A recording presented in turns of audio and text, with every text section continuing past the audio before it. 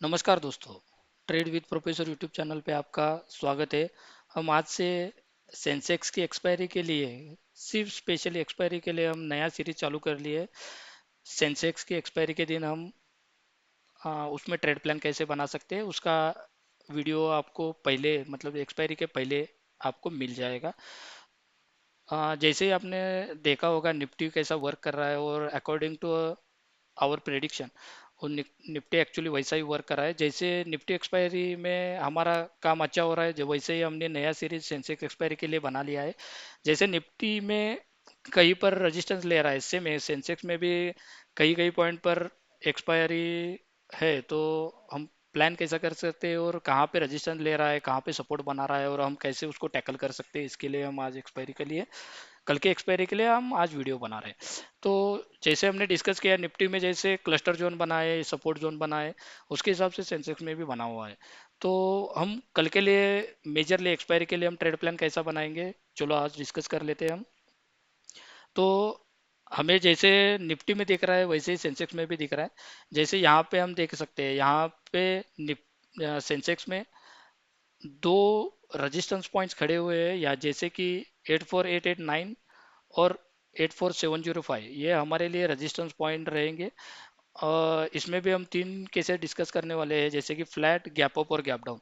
जैसे ही gap up मिलेगा, तो जैसे ही गैप अप मिल सकता है अपने को, जैसे गैप अप ओपन होगा तो हम ये मान के चलते हैं कि यहाँ तक, यहाँ से समझो कि आप यहाँ पे गैप अप हो रहा है, और यहाँ तक का ट्रेंड लाइन, जैसे ही निफ्टी में ये रेजिस्टेंस फेस कर रहा है वैसे ही सेंसेक्स में भी ये फेस कर रहा है।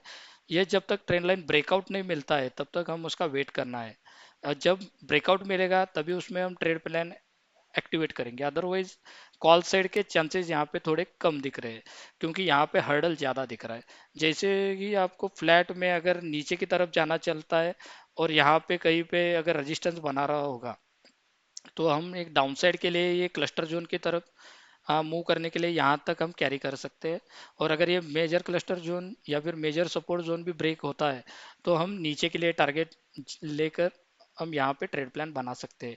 यह हमारे फ्लैट केस में आया, और गैप अप की केस में आया। अगर नीचे अगर गैप डाउन मिलता है, नीचे अगर गैप डाउन मिलता है और यहाँ पे इस जोन के अंदर कोई भी बुलिश पैटर्न बना देता है, तो हम बाय साइड के लिए या फिर अपसाइड के लिए यहाँ पे बैठ सकते हैं।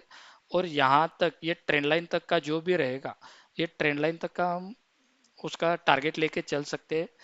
तो फिर पहले 15 से 30 मिनट हमें वॉच करना है कि निफ्टी कहाँ पे रेजिस्टेंस ले रहा है या फिर कहाँ पे सपोर्ट ले रहा है, सॉरी सेंसेक्स कहाँ पे रेजिस्टेंस ले रहा है और कहाँ पे सपोर्ट और रेजिस्टेंस ले रहा है, ये थोड़ा चेक करना पड़ेगा। उसके बाद ही ट्रेड प्लान एक्टिवेट करना है, क्योंकि सेंसेक्स का कल एक्सपायरी है। अगर ये मेजर सपोर्ट जोन ब्रेक करता है तो हमें सेंसेक्स में अराउंड 500 टू 600 पॉइंट्स का डाउनसाइड की तरफ मूव मिलेगा। अगर ये ऊपर की तरफ अगर ट्रेंड लाइन ब्रेक करता है तो अराउंड 1000 पॉइंट का हमें मूव देखने के लिए मिल सकता है। तो कल के लिए हमारी सेंसेक्स की एक्सपायरी बहुत ही इंपॉर्टेंट रहेगी। तो उसके अकॉर्डिंग ट्रेड प्लान करना है अपने को।